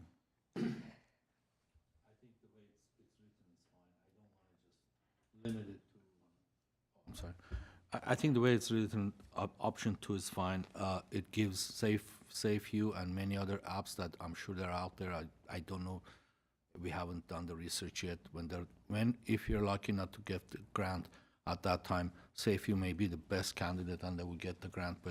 And I'm sure they're very, very reputable. But I do not know, so I don't want to limit that or sign something on the side. I think at this time we just say the way it's worded here with option two, and hopefully we get the grant and make a decision at that time how to go. Maybe it's one program, maybe two programs. Maybe there are other options that money can be spent on, other services or what have you. It's not just one technology app. Maybe there are other services that is needed at that time. The city may come back and say, no, we need more services on, I don't know, social, mental health or any other programs that we need to. I don't think this will limit us to anything. I think the way it's written is fine, and I'm willing to support option two the way it's written. Mr. Kasakian? I mean, I'm fine with either. I do think that SafeU offers some unique features, and I would be fine with including them, and then having it come to count initially for us to be able to receive the grant. And if we did, then we can decide whether we want to move forward with it. Obviously, they would enhance our ability to receive this grant, hopefully. But if not, then leaving it open-ended with the possibility of collaborating with them in the future, I'm fine with as well. I see the value in it. I think that there's a lot we can do to address domestic violence, and I think we need to support all efforts to bring domestic violence in our community to an end, so I do support this. Okay, I think my preference is that we remain technology neutral. I think jumping to SafeU, although I have had a meeting with the proposer, there's a lot that I don't know about. I haven't heard from police. I haven't heard from legal. I think it's inappropriate to design our grant, which would eliminate all other possible, procurements rather than SafeU. They may be the best. They may not be. There may be someone, what did we call Weekend? Local, homegrown, to get that application. So is there a motion for either one? We've got two different. It seems like, just for clarification purposes, so then staff's not, the information that you have, whether it's through what we're really looking for, you're able to use some of those parts from the SafeU and the elements of that to make that application strong, correct? It's not going to be some overarching concept. And then one of the other things I do want to note is when we are looking at that tiered approach and how you're going to be doing the funding, if there's money left over, for it to be designated to us amping our domestic violence support through our PD. I had mentioned this during the last meeting. From what I understood as part of the discussion with Chief Sid is there isn't really hand-holding when they do respond to calls. and it's not as strong as it can be. There's something there, but if there's opportunities there to strengthen that and help close the gap between the domestic violence calls and that PD responds to, and connecting them to organizations like the YWCA, the Armenian Relief Society, and any other institutions that are part of this work, I would love for that to be part of the. Yeah, but I have a question on, I appreciate that. I have a question about the grant. When the grant comes, at that time we'll decide how much goes to what and what we spend it on, right? No, so the way that grants work is when you're submitting the application, you outline, it's very detailed on, here are like, you know, out of the 500,000 that we're asking for, that, I don't know, 250 or 300,000 would go to XYZ, and then the, you know, the remaining, so you basically do a breakdown for programming. What is right? that breakdown? Because I don't have it. Well, that would be developed through grant writing. Yeah, at this time, we don't have that figured out. So what the way we would approach this is we would be talking to the YWCA and seeing if there's any cost component through them. Then we would be factoring in an amount for the technology partner. And in light of Councilmember Asatrian's comments, some sort of coordination between agencies like GPD and community partners, and any administrative support that's needed for the grant. So those are sort of the broad categories, but as of today, I don't have that $500,000 broken down, but that's kind of how we So would is it going to come back to us to discuss the items? Unfortunately, given the deadline of the grant submittal and the council schedule, we won't have that opportunity to do that.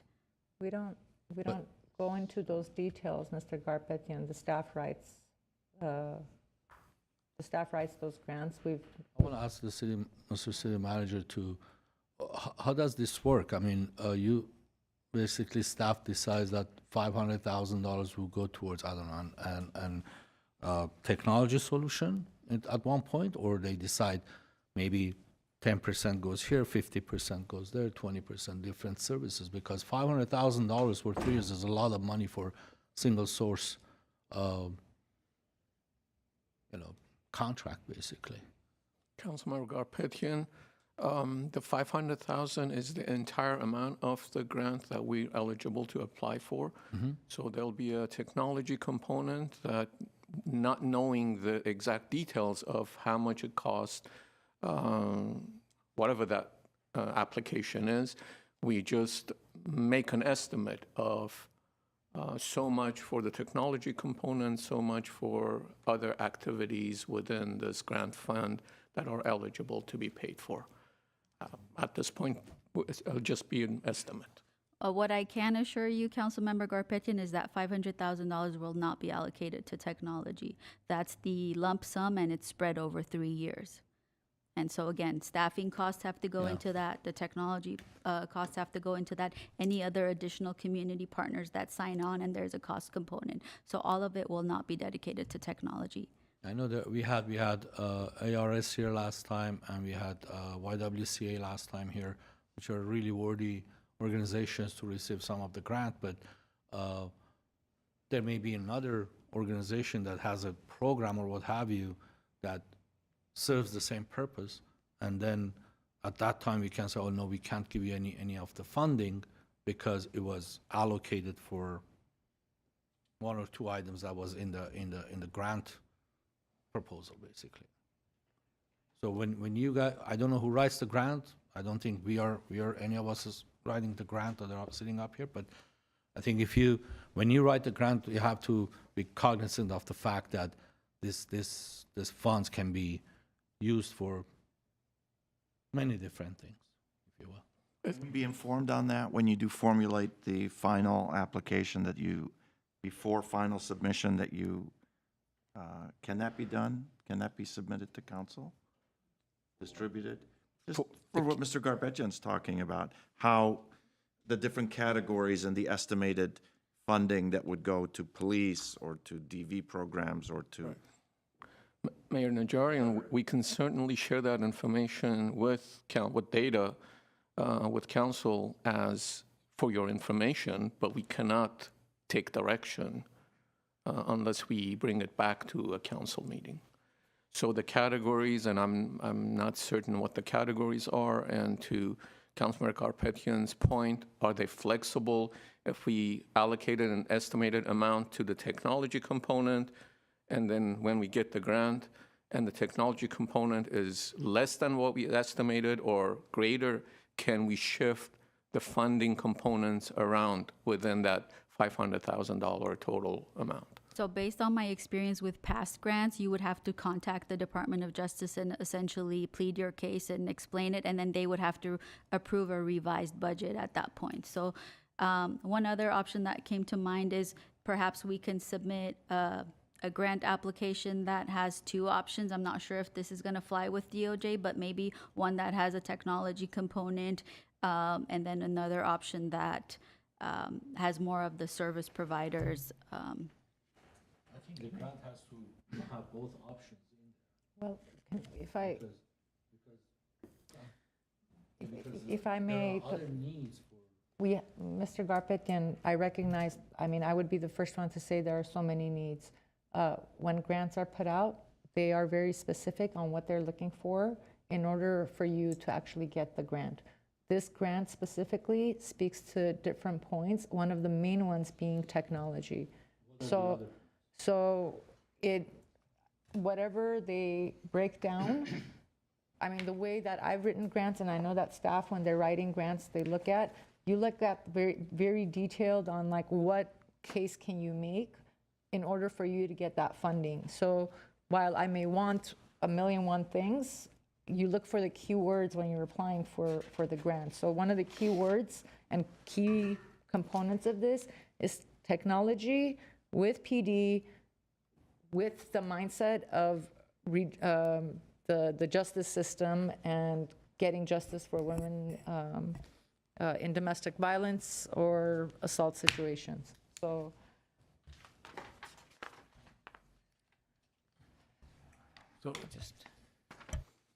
what if we seem to be at an impasse on going in the direction that Councilmember Al-Satrian is suggesting?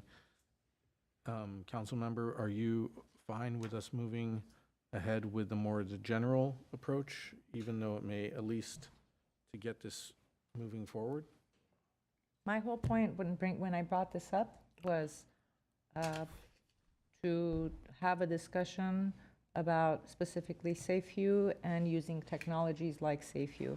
My compromise was to go to the recommendation that is being made by staff, which is to leave SafeU out and for us to be able to apply. But if the grant, Mr. Kisaki, you also know, like, you've worked in the nonprofit and advocacy world, and you very much know that if a grant is calling for technology use and it's calling for certain elements to it, if you don't build that in, you're not getting it. It's very simple. So if we want to sit here and again pretend that we're supporting this. I understand that and I support it, but if there's only 2 people supporting it and 2 that have questions about it, my interest is in how do we move forward so we can at least apply for the grant. If we don't receive it, then we can say that it wasn't because of our lack of trying, at least on part. So my question is how can we move I'm this forward requesting right that now? we move forward with the option 2 that staff is recommending. There seemed to be an agreement to that. Is that your motion? Yes, Okay, I second it. there was support for that, unless I misread something. Well, I think that's what Mr. Karpetian was That's what I agreeing said. to. Yeah, so number 2, right?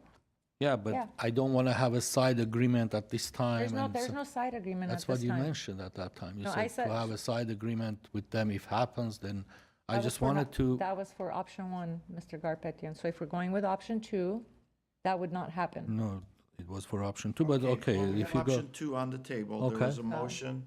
Is there a second? I did. Roll call, please. Councilmember Al-Sadrian, Yes. Brotman, Garpetian, Yes. Kasakian, Yes. Mayor Najarian. Yes. Thank you. The closed That session. concludes- There's a closed Mayor, we session do on have this, closed on this session item. agenda. So Oh, is it on this Yeah, agenda yeah. as When- well? Okay, will you please read the closed session item? Conference with legal counsel, anticipated litigation, initiation of litigation, 2 potential cases. We don't anticipate reporting on. That's it? We have a. We got a regular closed session. Okay, so we're adjourned. Our special meeting is adjourned, is recessed. And I call to order the regular meeting of the Glendale City Council for June 10th, 2025. Will you please take roll? Councilmember Asadrian, Here. Rotman, Garpetian, Here. Kasakian, Here. Mayor Najarian. Here, will you please read the closed session item? Sure, closed session item, A, conference with real property negotiators regarding proposed acquisition of 1,000 South Central Avenue. B, conference with labor negotiators, city negotiator, Mayor Otto Najarian, unrepresented employee, city attorney.